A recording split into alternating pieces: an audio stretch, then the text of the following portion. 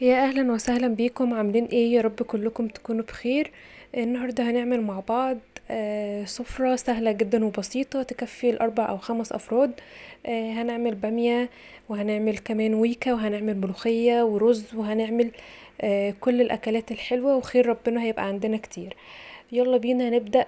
نشوح كده حتة سمنة أو زبدة حسب اللي عندك، أو ممكن تستخدمي الاتنين لغاية ما تبدأ تسيح كده. هجيب اللحمة بتاعتي انزل بيها على السمنة. طبعا بتقطعيها حسب الكمية اللي انت عايزاه او حسب الحجم بتاعها، وحسب كمان عدد الافراد بتوعك. انا هنا مستخدمة حوالي كيلو ونص او 2 كيلو لحمة، والقطع مقطعاها كده عشوائي. ببدأ احمر اللحمة او اشوحها بالطريقة دي، واكون مجهزة بصلاية كبيرة مقطعاها قطع صغيرة، وابدأ انزل بيها على اللحمة واقلبها بحيث انها تاخد لون وريحة مع اللحمة، تطلع ريحة كده حلوة عليكي وانتي واقفة بتطبخي. هنا كمان عندي ماسورة، عايزة اقولكم بتبقى طعمها تحفة جدا في الطبيخ، وبالذات في الشوربة، والنخاع بتاعها بيكون مفيد جدا للشعر والبشرة. هنا بدأت انزل بالمية بتاعتي، تكون مية مغلية. تبدأي تلمي الريم من على وش الحلة بتاعتك علشان ما تغيرش طعم اللحمة. بالشكل ده بعد ما تشيل الريم تديها تقليبة حلوة كده. الخطوة التانية بعد كده اللي هنعملها، هجيب طماطماية اقسمها نصين واحطها في الشوربة، برضه هتدي طعم. ابدأ بقى اضيف البهارات، حطيت قرنفل وحطيت كمان حبهان 3 أو 4 من كل حاجة، وحطيت كمان معلقة فلفل اسود وربع معلقة من القرفة. وبدأت اقلب كمان علشان التوابل تتجانس مع الشوربة. بدأت اغطيها هسيبها بقى تستوي. عندي هنا كمان البامية كنت مفرزاها معاكم قبل كده، هتلاقوها تحت في صندوق الوصف في فيديو كامل.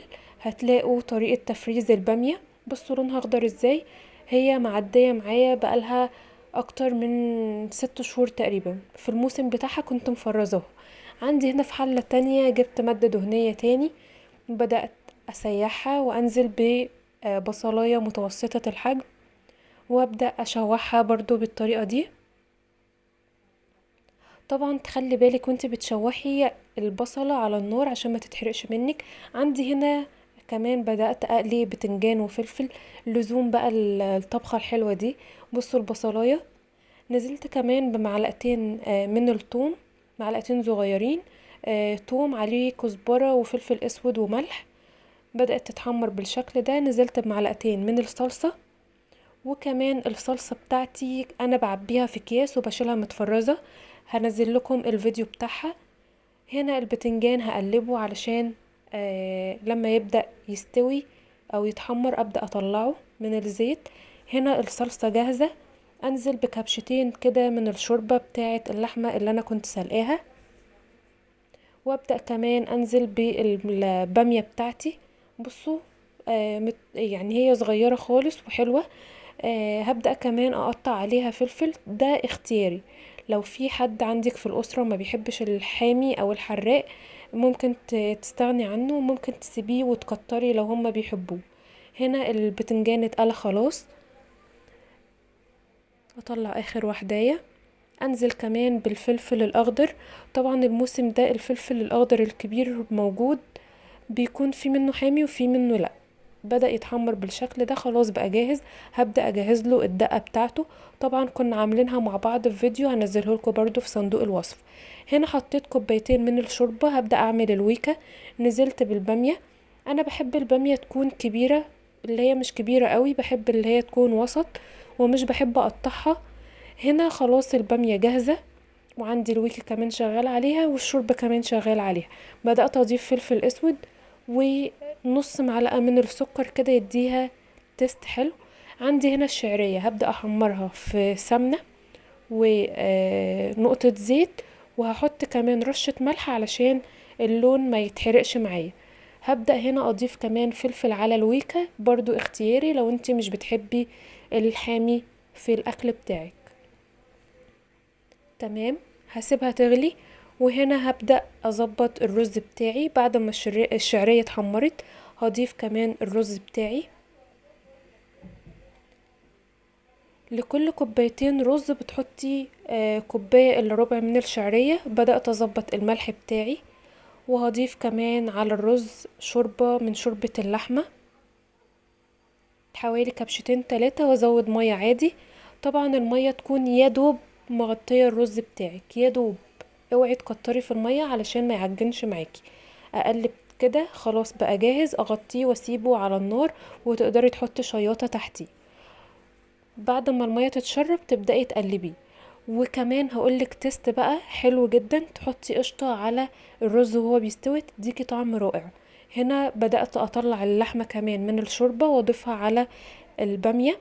دي برضو حركة اختيارية، ممكن تسيبيها في الشوربة تكون مسلوقة، وممكن تضيفيها في البامية بتاعتك. دي حركة اختيارية. وابدأ ازود كده كمية البامية بشوربة، وهسيبها كمان تاخد غلوة لما حطينا اللحمة. هنا كمان عملت الملوخية، هبدأ اضيف الطشة بتاعتها. طبعا زي ما اتفقنا كنا عاملينها قبل كده مع بعض، هتلاقوها تحت في صندوق الوصف. والبامية بقت بالشكل ده. ابدأ كمان اعمل شوية شوربة حلوين كده. بدأت كمان اجهز خلاص السفرة بتاعتي، حدقت او عملت الدقة بتاعة الفلفل. هنا زودت كمان شطة على الويكة، واللسان عصفور بيتحمر، ومشغلة كمان على الدقة. بدأت احط شوية دقة في الملوخية وفي البامية وفي الويكة بنفس الدقة هي. اسيب الويكة تغلي كده. خلاص خلصت اللسان عصفور وضفت كمان الشوربة. هسيبها تاخد غلوتين لغاية اما اللسان عصفور يستوي. وده شكل الويكة وده شكل الاكل النهائي. يا رب يكون عجبكم. شايفين الرز شكله مفلفل، واللحمة كمان مع البامية على الفلفل الاسود رشة كده سريعة، والبتنجان والفلفل والملوخية خضرة تستاهل بقكم، والشوربة والويكة حاجة اخر جمال. وكمان البامية كانت العظمة بتاعة السفرة بتاعتنا. ما تنسوش طبعا تسيبولي رأيكم في التعليقات، وتجربوا الأكلات دي بطريقة سهلة جدا وبسيطة. وشكرا ليكم على حسن المتابعة. وما تنسوش تعملوا لايك للفيديو وسبسكرايب للقناة. استنوني الفيديو اللي جاي. باي باي.